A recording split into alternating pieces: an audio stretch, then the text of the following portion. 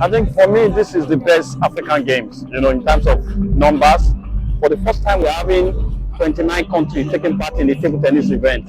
The largest one we had was Brazzaville 2015. That was 24 countries. But we have 29 in this competition. And we have players from different countries. And I can tell you, the standards, you can't compare the standard with any standard we have had in the past.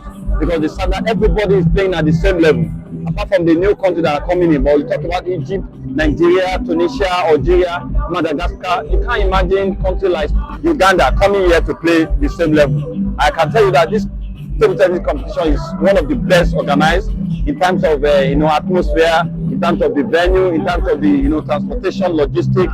I think the player also commended the sponsor, and for me, table tennis this year has brought out a lot of discovery. Like the young man from Tunisia, Wassim Hessim, that's a talent for the future. I tell you, the boy might be the African champion in the next 4 years.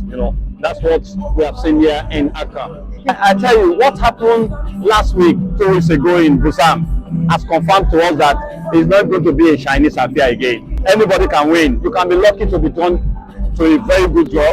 If you have a good draw, you are not facing any Chinese. You can be even Aruma Kodri, Omar Asa, and Agoda, Dinamation, they can win medal.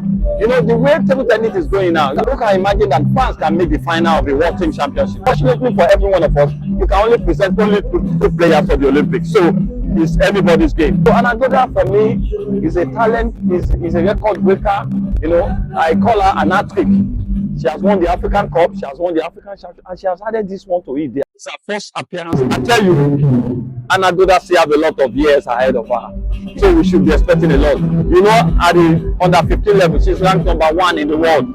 And Africa has never been ranked like that. She's the only player that has been ranked in Africa in #1 in the world. Anagoda is a good example for what grassroots, what development can do. I knew Anagoda when she was 9. I was with her in 2015 in Mauritius. She was just young.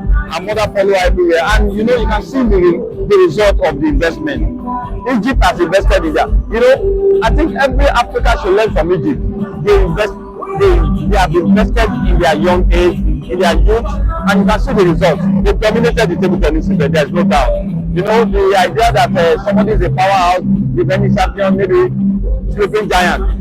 No more again. Countries are coming up. You can't imagine that the young boy from Tunisia, Wassim Hessim, is coming up. He played 3-2 without the Africa #1. You know what that means?